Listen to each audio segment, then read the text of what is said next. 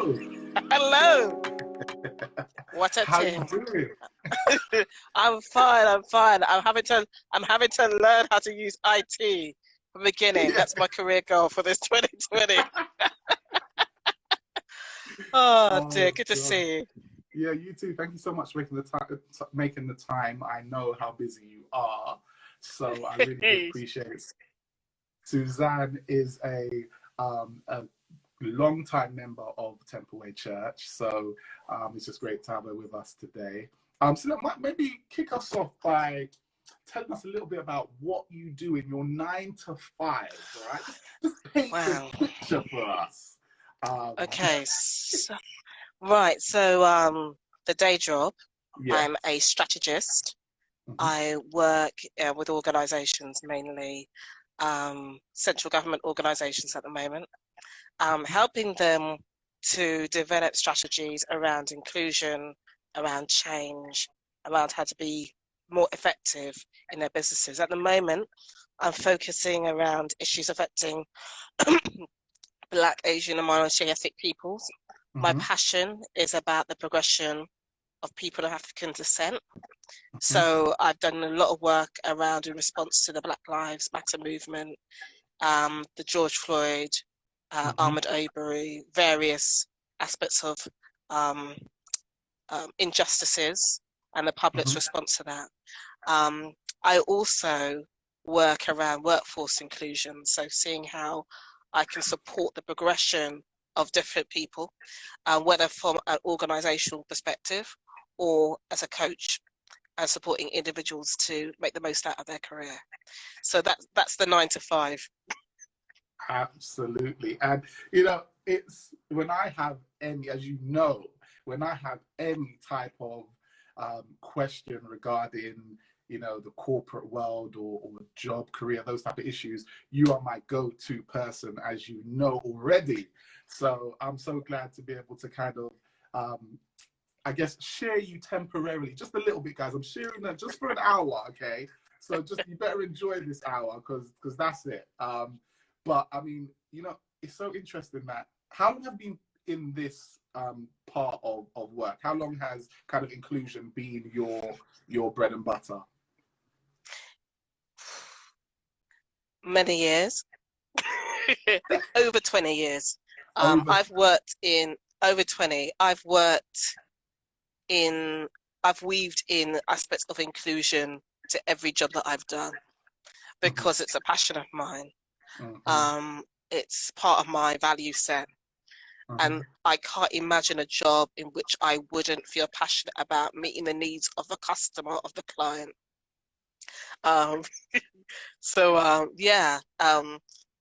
for quite some time. So I used to actually work in PR, in Okay. a kind of event management. I used to put on award ceremonies, televised award Wow. ceremonies and things like that. Once again, focused about promoting um, diverse communities and its impact in the UK. Because we've done a lot, we've contributed a lot to this country and globally, but Mhm. for some reason, our story is hidden, and that Mhm. doesn't sit right by me. So I'm committed to changing that in whatever way I can. But Lovely. yeah, but the Lovely. love is there as well, Luke, because you're my go-to person as well. So it's a two-way street, but Good, definitely. good. I like that. Good, good, good. So when all this happened with what's going on this year, with George Floyd, with Hmm. Black Lives Matter, for someone who's Hmm. already been about inclusion for so long, how did it feel different to you? How did things change for you? How did maybe your work within your organization, like how did it change? Was there a change? How have you because you've got a good finger on the pulse of kind of the vibe of inclusion in organizations over this time. Is there such a Mm. change with how what we're seeing from the outside? It feels like there is, but you'd be a good person to tell Yeah, us. yeah, it has been very different. There is Mm, something about the times that we're in where inclusion didn't seem like it was just a nice thing anymore. I mm, think it started bubbling from a time of Brexit. right. There's been a lot of issues around identity. What does it Mhm, take to be British? What does being British really mean? Similarly, over in the States, that concept of making America great again. When was it great? What is that? So as soon as you see the issues of identity playing out, you're like, okay, let's just see how this drops. The difference I saw, I mean, the stuff around the police brutality, to be honest, and those people who work within this area will understand where I'm coming from. It's been mounting for ages. Right. So while people talk about George Floyd, actually, from Eric Garner, 2016, he utters the word, I can't breathe. So from 2016 and all the other stuff, Sandra Brown, everything else was coming and going, working up to this point, but people weren't listening. Right. People were watching, but it didn't seem to stick. There's something about George Floyd uttering that very same phrase that made people think, hang on a minute, this isn't the first time I've heard this. And we've got UK cases as well. So so that's when it resonated. The difference when I thought, okay, we're starting something here, when it wasn't just Black people on the front lines. Right.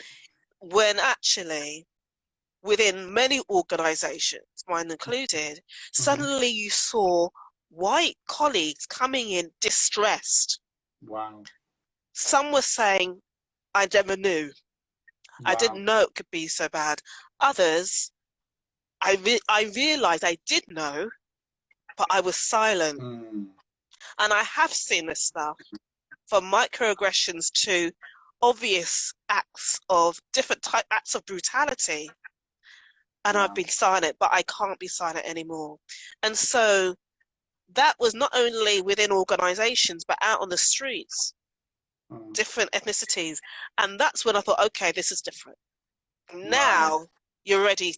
Now you're ready for the change. And people started listening a bit more. Because a lot of the changes, the shifts, the request for systemic change, it's been going on for ages. But it didn't seem that important. We'll get to it. Now it felt urgent, it felt important, and that combined with the pandemic, it made it suddenly, this became a life and death issue, and it always has been. So Wow. So a lot. So, and in terms of in your area of expertise, is it more minorities who tend to have these type of roles within organizations, like inclusion officer or diversity and inclusion, or is it a spectrum of individuals? Now you're already getting controversial now, right? You're already getting controversial. And I'll break it down and let you know why. Traditionally, it has tended to be people from minoritized groups that take up roles within inclusion, because you've got an immediate affinity with it. Gotcha. However, over the past decades, we've seen a shift, not in the race space per se, but in the broader work of diversity inclusion.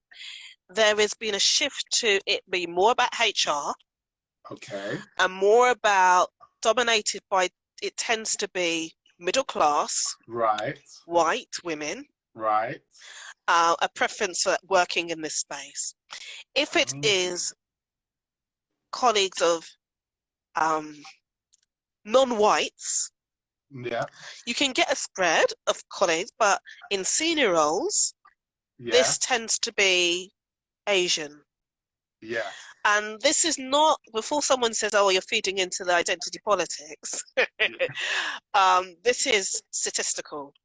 This is when you look at the breakdown of the progress within most HR organizations, you're seeing that actually where progress is being made, it's from these groups. Now, within the race space, there are particularly, because I work across various aspects of diversity and inclusion. Within the race space, there's reasons why you would mainly have a black person, an Asian person working within that field, and good reasons in part. But the challenge is there's something that I understand but still sits uncomfortably with me when you hear a white person say, oh, I'm not working in race, so I can't speak about race because I'm really not affected by it. Yes, you are. You're affected by your privilege. There is an element where certain communities can deny that they have a race. So, so it does tend to be certain groups. And it can be a challenge because of that. Yeah, that's what I was gonna ask about, like how difficult can it be? I mean, we see with I want to say the Foreign Secretary, is it Preeti? Is that her name? Priti Patel, yes. Priti Patel. Sometimes when I hear her speak and see kind of the things she does, I wonder if it's almost that I get that impression. I don't know what you think.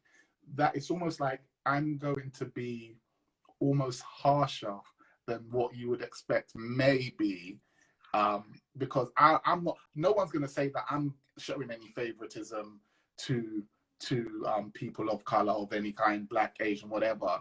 And so even when some of the things we heard about the plans for migrants, like the ferries, shipping them out on a ferry, keeping them out on the water, or shipping them to Papua New Guinea, and these things, like I haven't really heard those things from another foreign secretary. But it seems to be, again, is there something to that, or is that the media playing games with us as well? What do you think? There are a number of things at play. Firstly, there's an awkwardness because as a civil servant, I can't comment on what a minister is doing. Okay, sorry. Sorry. But what I will say, I can talk about the general research that's out there, and the research that I have read over the years does point to the phenomenon of what they call the model minority, and that's when people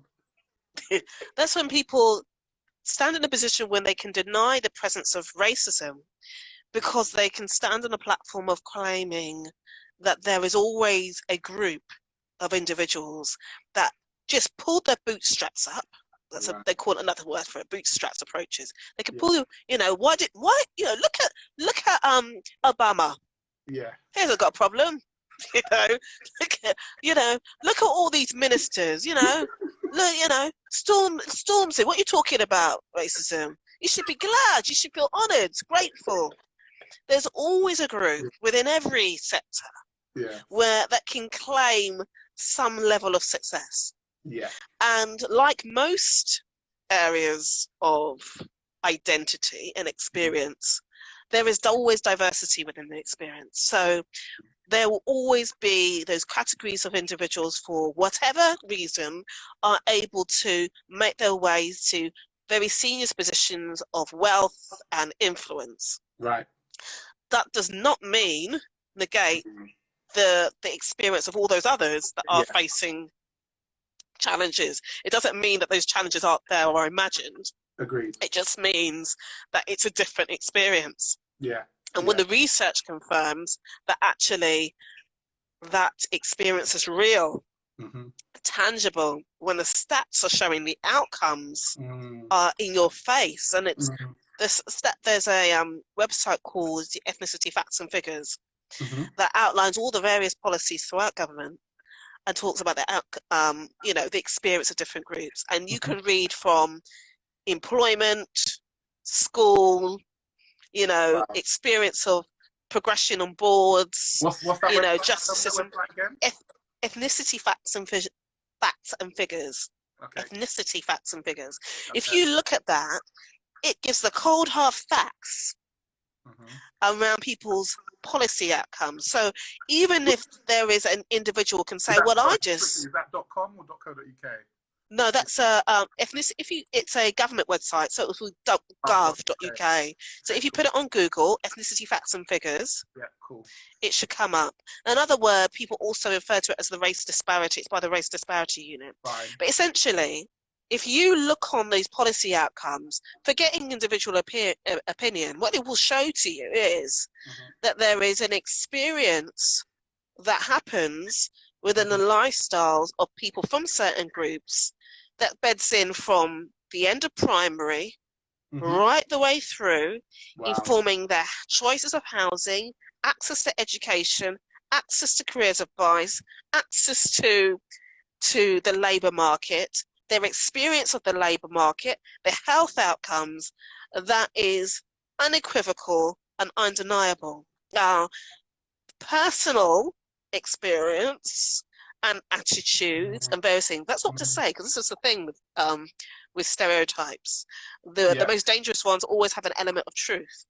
So we can't take away from the personal influence of your views, your self-perception, and your own effort. But we still can't deny some of the structural elements in which that has housed, and it is structural and it is systemic. So yeah, look into that website. It's good reading. I need everyone who's watching this, please forward this conversation on, because Suzanne is spitting facts here, and I just love it so much, because it just adds another level of I guess that level of actual empirical evidence to what we all think and feel.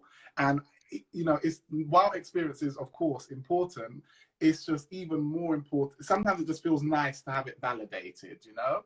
So I just think that's so important. So how do you, with all of this that you're involved in and the way it's kind of dominating the headlines, like how are you so positive, so happy? Like, you know, I've spent a lot of time with you and Antonio and the family, and you guys are just nice people. How does this just not just dominate your existence? How do you manage to just stay so I want to say normal, but normal's the wrong word, but you know, just so grounded still and so present in like other relationships when this is kind of your 9 to 5?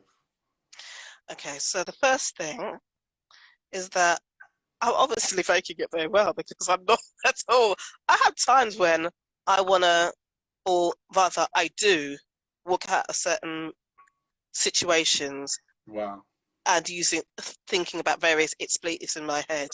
There are times when I'm just not about it, you know. So let me just be real on that, because I think there's an honesty required in this conversation. You understand? Don't get interested. However, the other thing that a friend of mine was telling me about, in terms of Antonio, my husband, and I, there's a thing of being rooted in the sense of who I am and what I care about and what my purpose is. And I am very, very clear about that. I am so clear that it frightens me, to be honest, that I know, and I'm not saying it's a boast, it's taken a while to get there. But because of that, that's why when I'm in the situation and facing difficult conversations, I worked with a lovely woman called Jo, and so she was older than I, very experienced woman in her career, and she happened to be white, and I happened to be older than me, and we used to laugh at situations when we'd walk in to a meeting and people would just assume that I was the minute taker. They would direct questions to her rather than me. They would assume that she was my boss. And we'd laugh about it. You know, I use all that as reasons for what I'm doing now. Because if those situations didn't occur, there wouldn't be a reason for me to do what I do. So there's a bit of that. There's a bit of rooting in my hand. There's also a bit of faith. I am very clear about my faith and my relationship with God. I see this as part of my service. And that's quite That's quite unfashionable in the field that I'm in, because Really? there's this, oh yeah, within this field, particularly around race equality Hmm. and Pan-Africanism Yes. and anything around um, the affirmation of Hmm. African peoples and the diaspora, etc. Hmm. You will get a crowd that they used to call the Hotep crowd. I'm not sure what people still call that, where Yeah. they're just assuming that if you have a faith, unless it's rooted in one of the traditional African Hmm. religions, Hmm. then you're really serving the white man. Wow. So I obviously don't believe that. Yeah. While not wanting to get into a whole debate over theology and faith or whatever, No. because, but I'm clear about my faith and how that links to who I am and my Yes. place in the world. Wow. And so because of that, it places things in perspective for Wow. me. Wow. Um, and yeah, I've got a great network of friends as well, Wow. and husband and family, so all of that helps. But yeah. Wow. So this is great. So I love what you said there. If I could rewind it, I would rewind it. That sense of being rooted in your purpose. You've got clarity of purpose. You're rooted in your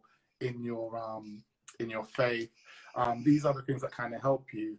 And I think there's a kind of our key takeaways for us who are kind of people who are watching this, who are maybe trying to figure out their own career, and over this period of time have also found it maybe more challenging to be at work, or maybe not more challenging, maybe there'd be more opportunities, but there's definitely been a shift in the workplace as a result of what's happening. Do you have any kind of ideas or tips of how people who are trying to progress within their field or just build their career at this time in particular, like how they should be, I want to say, moving or behaving, or not even behaving, that's not the right word, but the way they should be approaching, that's the word, approaching this moment in time in terms of their career and their progression? Sure. Um, the analogy that I'll use is, for these times, the battle is for control of the narrative. And this is something I know that you've preached on before. And it's really resonated with me because it's something that I speak to clients a lot about, Wow. which is it's about this whole thing about fake news and what you Yeah. can rely on and who has control of your communication. At the moment, at a strategic level and individual level, it is all about who owns the story and what is yours. And so within that, in terms of thinking about the career aspect, the first thing is about, in terms of your own story, what's the beginning of your story? What is the platform? What is the foundation? How is it rooted? What's your identity? The amount of times when I spoke with my coach or I work with other people, that question of who am I? What do I stand for? What are my values? What are my principles? It's character building, that bit at the early part of a film where they do the flashback and then they find, okay, you see where they are. Yeah. All of this is about your own character and having that essence of who you are. Now, you have to know that, and you have to do the work continually on yourself to be so crystal about that it will not be shaken. Now, that's different from amending that. How you demonstrate that character and how that shows up, that can change. But the roots and the essence of what you bring to the table are the things that are there for continual exploration. If you don't know, then continue to find out, read your books, go and explore about your own identity, read your self-help books, your 7 habits, read your Bible, or, if that is the case for it, ask for feedback from friends. All of that is sure to kind of thinking who you are. Then, where are you going? What's your vision? And that sense of having that purpose is, or having that sense of going somewhere, moving towards something, is essential. Now, this society has us very much caught up in monetary gain.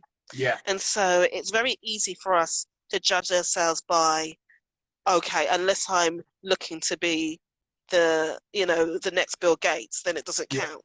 Yeah. So everything's about material things. I'm not talking Yeah. about show. No. It's more about, just having that objective. And the key thing the practical tip to get there is, where would you like to be in 5, 10 years time? How you get there? Key things: entrepreneurship or intrapreneurship will always be the key. So right in these times are right for starting up your own business. Wow.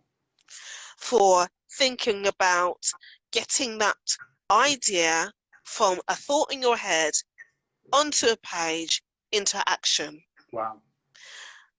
If you're not inclined to do that, then the second step is to think of how you can be your own boss, even if you're working for someone else. Yeah. And a lot of the professions out there are the ones that value that. So if you're working, regardless of what field, you can think, well, if I'm going to do that, do I want to be the best at that?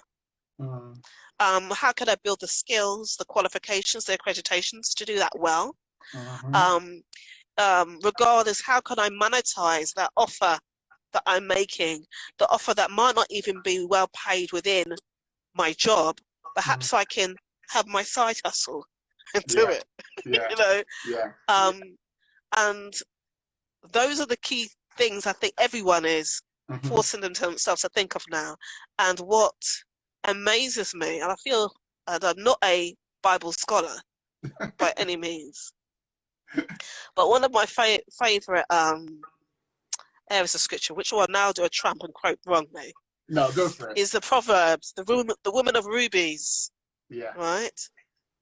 And that woman, first of all, it's totally unachievable in some offense. Oh, because the Proverbs 31. Yeah. Yes, because she has her A game, she has her job, she has her house, she has a little community work going on. She has it all. She's not relying, and no wise, even though it's talk about altar, she is not relying on any man.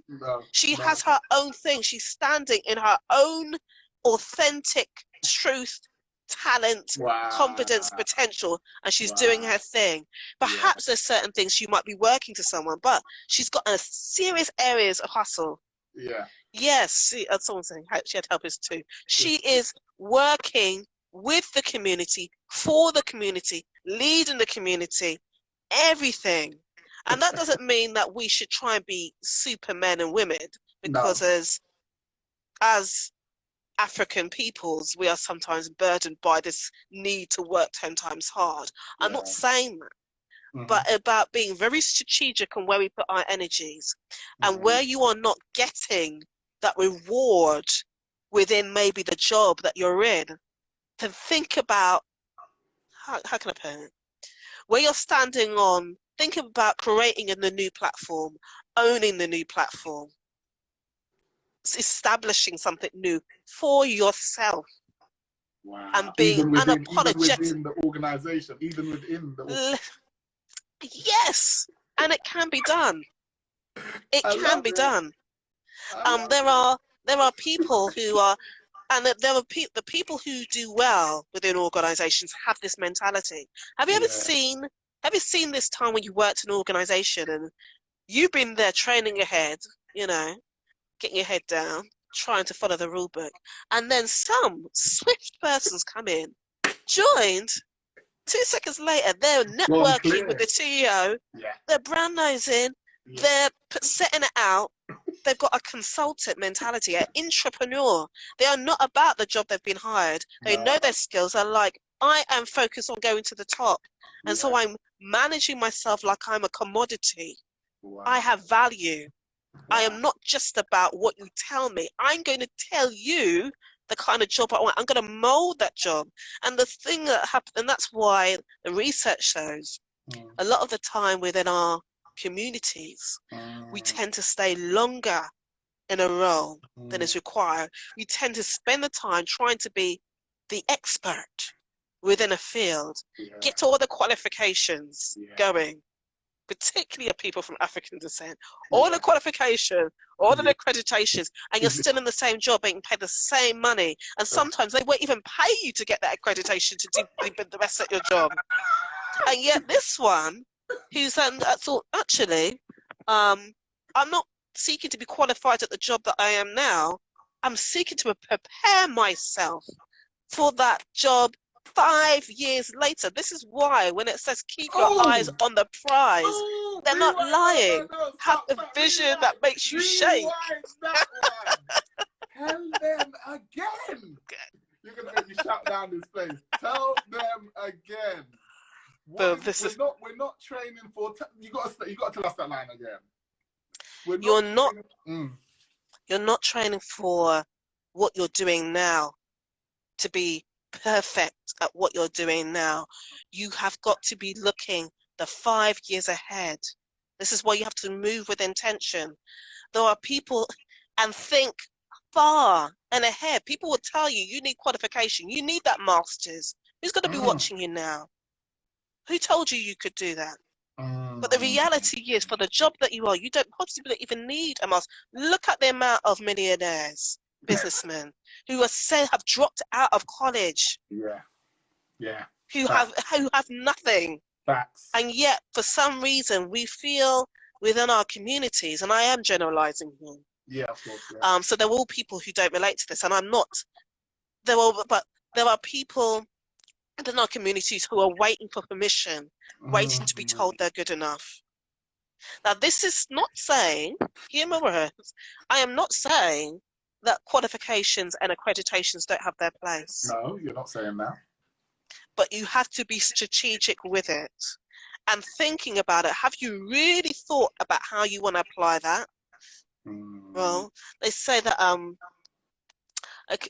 anyway, there's, within some research that was done, there's a 70-20-10 rule that 70% of those leaders who make it to the top of their fields do so based on experience, not qualifications. And 20% of that, 70% by experience in the job. 20% by having a sponsor or mentors. 10% by training. So, when thinking about your own career path, are you holding yourself back for the qualification? Are you waiting to be tapped on the shoulder to be told you're good enough? Wow. Or you focus on creating those experiences, and it could also be through voluntary work. It could, look around. If you can't get it for your job, do voluntary work. If you can't do voluntary work, create a business. If you can't create a business, think about just helping out, as people are crying for expertise. Wow. Yeah. So I get very passionate about this. Suzanne! I get very passionate about this. Yeah. No, this is what I love so much. It's that the strategic element that you bring into this, because I never, it's weird at the moment, I'm an entrepreneur right now, right? The way I make my income right now is all entrepreneurial, and I've had different jobs now and then, but they've not all been for me. But the interesting thing is that I've never approached a job strategically. That's just the truth. Like, of course, when I started to speak to you about things, I started to think about things differently. But yeah, it's just that you're always pulling people to think beyond the minutia of the daily grind, right? And I think that's such a skill to be harnessed. Is that something you were, your mentors showed you how to do, or did you come into the workplace already thinking like that about the path ahead? Because I think many of us are just like, we get a good job, everyone's happy with our job, everyone's like, oh gosh, you got that job, cool, and then that's it, that becomes our world until something rocks it, and then we're like, oh gosh, what, I need to find something else. But did you always from the beginning come in with that level of intention, as we need to put it, and strategy? Okay. I would say intention because, you know, when people, I've always had it been clear about what I like doing Right.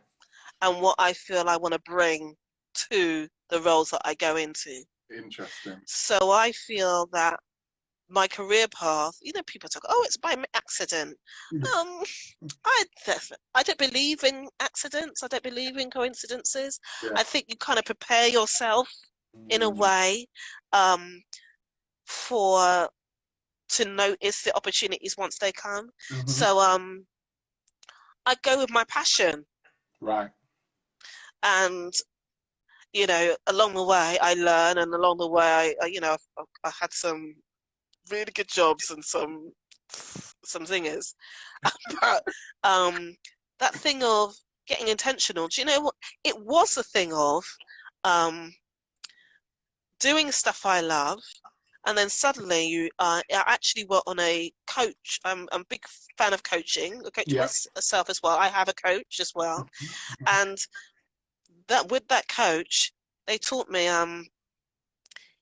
the power of imagining your future. It was actually a coaching course by Lynn Spencer at the time, and I realized that by just taking the time and focusing and having a clarity of what I Uh-huh. wanted to do in the future, Uh-huh. that I'll be better positioned to spot opportunities that Then, would take me closer to that. okay. Now, people get paid a lot of money to provide that lesson, and yet the Bible is like, have a vision, Yeah. and it's the same thing. So Wow. I watched people move up and wondered why, and then afterwards there's a big tick well, in the last 5 years, Mm-hmm. when I literally was at a point in my career when I was wondering what the next step was, Mm. and feeling, you know, you get to think, oh, I could do this, I could do that, Mm. and then I challenged myself to imagine my dream job, and I let my mind just go crazy. Wow. I imagined it. By that weekend, I saw the advert, I applied, and within 2 months, I was in the job. Oh my days. This stuff is, it's like, this stuff is real. Yeah. Yeah. You Yeah. know, it Yeah. No. isn't some, you know, it isn't some kind of self-help mumbo stuff. Yeah. And whether they tie it up in terms of what you read in a self-help journal, or like psychotherapies, or kind of some magazine where it tells you to tick, or whether you read it in a passage of scripture, Yeah. whatever that scripture might be, Yeah. the universal truths remain the same. Mm. That need to have that belief in yourself and that purpose can take you anywhere. Yeah. With Wow. that, anything's possible, and I do believe that. Wow. Wow. So do you think that maybe, yeah, then some people maybe are held back and in certain roles maybe that they don't like or they don't enjoy, or because they haven't really thought, they haven't imagined something greater, or they haven't imagined that they can have something better. Because I guess action follows, you're right, intention, and action follows thought, doesn't it? I mean, if you didn't think that that job was possible, well, for starters, you wouldn't probably notice it. It could be right in front of you in the newspaper, but you know what I mean? If you didn't already set your mind, it's like when you're on the road. I think this is like what it's like. So, you know, correct me if I'm wrong, but you're on the road and you decide, okay, I want a Golf GTI, right? 2.0, boom. Like no one has it, especially in matte grey. No one has it. And then all of a sudden, as soon as you've decided you want that, every other car is a Golf GTI 2.0 matte grey. Like it's just we see it, and that suggests to me that it was always there, right? But I have now become, it's like the story, again, not to get theological and all of that, but it's like the story of Jacob when he's wrestling with God at night, and like this idea that he's wrestling with God, but God was always there, and only now Jacob actually recognizes or acknowledges that God is there. And I feel like that when we talk about intention and these things and what we want, it's like, what if everything's there? What if every permeation, every possibility, everything is in front of us, but are we gonna kind of align ourselves with that? Because if you don't think that, why would you ever think something what you want you could have? If you don't think that, you're not going to accidentally get what you want. Am I wrong? Yeah, you're completely right. And there is a reason why when people talk about systemic inequalities, how much effort certain systems place on minoritizing the individual, right, stifling potential. Yes. So when we think about, because of the time, I was brought up there, you'd say, actually, I want to do something beyond whatever job, and some careers teacher would look at you like you're mad if it wasn't in line with what they thought a black girl would want to do. Your role is you go into hairdressing or nursing, or you get whatever it might be, and that's not to detract from those roles, but there's just general feeling of, well, this is your lane. Yeah, that's it. Yeah, don't think. Yeah, and there is a lot of some parts of the way in which policies and processes can work. It feels a bit like a sausage. It can feel a bit like a sausage factory. Yeah. It kind of grooming out the creativity. It's amazing to me the amount of money that people spend in learning about themselves as they're older. As in the self-help, the self-education, the trips to Bali and yoga camp and whatever. It all comes down to the who am I? Yeah. What is my purpose? Yeah. Why am I here? These simple, which actually are things that from a time you're a child, you're learning and it's being formed. Yeah. So we have to value that in each other. Yes. And take ourselves to sometimes unlearn some of the things that we've picked up just by osmosis that might not actually be sitting well with us and might be holding us back.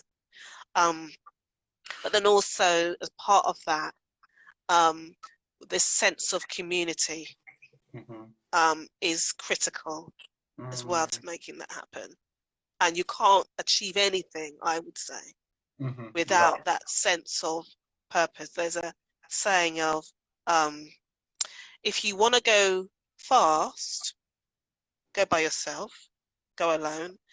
But if you want to go far, go together.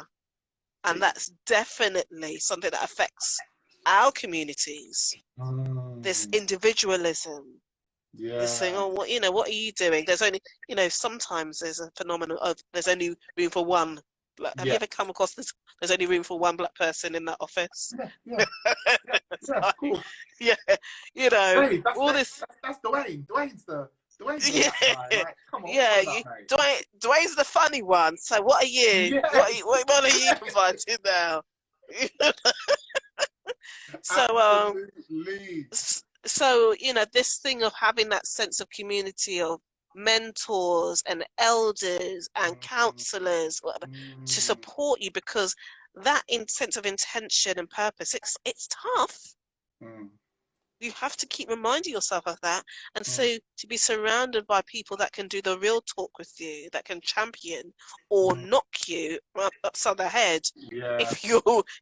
when you need it, it's essential, it's critical. Love that. We love that. We need to say we are trying to get our teenager a head start on this and to start now. Cool.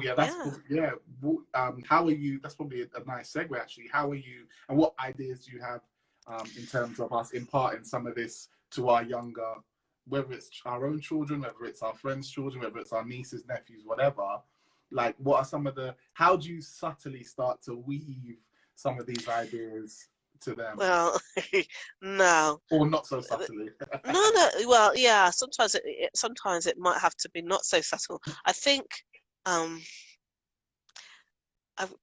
having to think about how how to do this now that we're in the pandemic.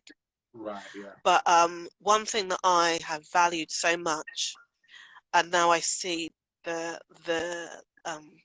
purpose of it, is back in the day, my parents that were from the Windrush generation, they used to have this thing where they'd meet up and have a little shubs or whatever. Oh, They'd come together, yeah. little party, and the family, all the family together. They'd eat, they'd drink, they'd talk, or whatever. Really, really nice. Sometimes you see a bit of gender roles, you know, you have people playing dominoes or in the corner, the guys, and then the women talking over there, and then everyone come together, and then even where the children would be sent off. The reason why I'm saying that is having times surrounding, having that village where your teenagers can hear the conversations. Now when I reflect back, it was probably one of the few places that my uncles could probably sit there and feel like they're head of the household, to feel that we're giving them respect. They're getting killed every day through racism, you know, working the buses or in factory. They're coming into space where they can real talk about what's going on. Wow. And even if it's a few words, they can say that. There's a need for us to pass on the true experience of the workplace to our children and stop sugarcoating it. Stop trying to be strong. Stop giving them the impression that you don't face difficulties where you want to just knock that boss over the head. Give them that view as to the things that you wish you could do, regret, all of that. It's essential that they see it, not only you and what you talk to them about, but they see it within the community, and that they surround themselves. And obviously that, you know, we've got social distancing now. I think even within this context, you know, having the times if they can't join the Zoom calls, if you're social distance outside, and find a way to just have that sense of connection. I think it's essential. It's well-being. They need to know. I want my daughters to be able to know that there is someone within a family event that they can go to, or when they're giving them to me, they can go and have that side conversation. There's always, and whether you really respected the conversation or the wisdom that was being flowed, you still respected the time. You know, that uncle that was just like the amount of knowledge. That is the thing that will see us through. It's not a full protection, but I have seen what happens when that's not there. And those small moments are golden. No, it's so true. It's like, what came to mind, I guess, for me is like, you got that in the family setting, those family events. And then straight away my mind went to barbershop as well. The barbershop is another space where that kind of real talk can happen, and certain times in church, certain late on a Saturday evening or a Sunday evening, like, you know, it's just, you're right, it's so important. It's what happens. It's like what happens when the main thing isn't happening. It's not the main thing. The main thing is just presented so that the other things can happen, if you know what I mean. Well, this is a thing where they say character is about what happens when no one's watching. So when no one's watching, what did they see? You know what, before the dominoes. What do they see happening? How do they see you moving? It's okay to see them, to see you perhaps having to work it out with your partner. It's okay to see you saying to Auntie so-and-so that you have a fallout, but then you make back because, you know, actually she's okay. All of that little stuff of life is golden. You know, I didn't see that all the time growing up. But it's now thinking back once again to particularly my father, but to my mum as well, and the stories that they shared about the challenges in the workplace and what they had to go through. I remember my mum was kind of disciplined because she was working a psychiatric ward, and she used to hum hymns, and they were affronted by that. And it was just an excuse. But little things would make me think, hang on, there is something that goes on here. Let them see you as well. I remember the times when I used to see my mother, the Grenadian woman, very kind of unassuming. When I'd walked into her workplace and see and hear her conversations and see how she carried herself and how people related to her, I felt so proud. I wonder if within our environments that we provide opportunities. I know your children do, because they see you, you know, preaching or having your online calls. They must feel so proud of you. And that will probably sit and settle for years into their consciousness.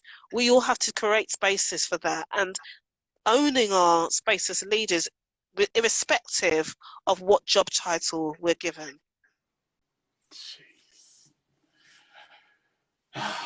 See, the hearts are just going crazy on the screen. Do you know what? I don't even understand. And you just gave me a teaching on IG. So I'm seeing hearts, and I'm like, I don't know what that means. You know, I'm just like, I'm just going with it. I'm just going. I'm hoping that is all. I think it's a good thing. I'm hoping it's a good thing. No, trust me, it's so important. I mean, oh gosh, like this is just so powerful. And I think you know, because one thing they do on IG is they cut us off after an hour, so we've got about 8 minutes left before they cut us off. But as I've got 1%. Okay, good. All right, good timing then. So I guess so. You're a coach. As well, you have a coach, and you are a coach. How can, because I know everyone's like, we want to sign up tomorrow to whatever Suzanne's selling. I don't care what it is. I want 10 of them. Okay. So how do we take that relationship further? If there's anyone who would like some coaching from you. Okay. Well, you see, now you're putting it out there. Yeah. Well, you can contact me on. I have an IG account. I only just recently. I realised it. See, look. So my S.J Semedo. Yeah. So you can reach me on IG. That's probably the best way. Yeah. Is there another dot after the J or? S.J Semedo. Okay, cool. So you can reach me on that. I coach. I'm a speaker as well. And I'm also a strategist. So whatever way, I'm happy to share. I love it. I love it. Yeah, so happy much. to share. No, it's just so powerful. As I said, I think for me the strategy piece, like just to have someone to not only, you know, help me strategize, but someone who can hold me accountable and, you know, walk next to me. I think that for me the accountability is just so. What would you say one of the main ways coaching has helped you as someone who is who has a coach? What's one of the main ways that coaching has helped you?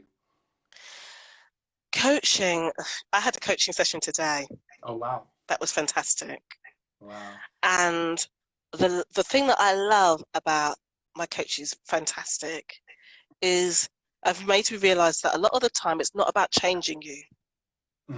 It's about realizing that you're enough, but you just need to see that in yourself. And so a lot of the time it's someone pulling out your own dreams and all that information that is just buried inside of you and pouring it out of that. That's the stuff that's helped me personally. Through the coaching relationship, I have given a voice to dreams that I have sat on. You know, like there's a Langston Hughes poem about dreams deferred. So that's fantastic. And I realized that I've let that my dreams wither like fruit on a vine for years. And I've been able to provide voice to that and enthusiasm to that. And even though the dreams are big, I'm looking at it thinking, I can have that. It doesn't seem big to me now. Yeah, so that's coaching can do that. Yeah. I love that. Suzanne, I knew this was going to be a special interview, but I had no clue that it was going to be that special. Thank you so much. I know you've got kiddies. I know you've got a husband you want to spend time with. And so I just thank you so much for taking the time out. Antonio, I know you're watching, so thank you so much for lending Suzanne to us for this time. Oh, he's right there. Did I hear him? Lovely. Yeah, he's So, always. yeah, so literally, Yeah. ladies and gentlemen, please do get in touch with Suzanne. I want to hear the success stories and the ways in which she can help you, because I have been a beneficiary of just the wisdom, the insight, and the time that Suzanne has been able to offer. So I just want to thank you so much. Bless you guys. I can't wait to see you guys again soon, hopefully in the flesh, at a Shubs. That would be awesome. You bring the Vino, I'll bring the Tinto. You know what it is. You don't know where you're starting now. Be careful. Don't ask us to come full on, because when the Semedos arrive, we come 100. I know. I can't. Literally, I can't wait. You know, it's been so many months since we've all been able to meet as a community, and I'm looking forward to that opportunity. So, and thank you for creating these platforms to have these conversations. I am always a bit shy to speak, actually, not in person, before people call me a liar. But yeah, thank you. More than welcome. For everything that you've done. Anytime. Thank you so much. 1 minute left. Ladies and gentlemen, follow Suzanne over on her page. Get her engaging more and more on this platform. Reach out to her. I want to hear some success stories. I want to hear that you've taken up some coaching. I want to see all of that great stuff. So love to you all. Thank you all for tuning in. Before it cuts us off, see you soon, Suzanne. See you soon, everyone.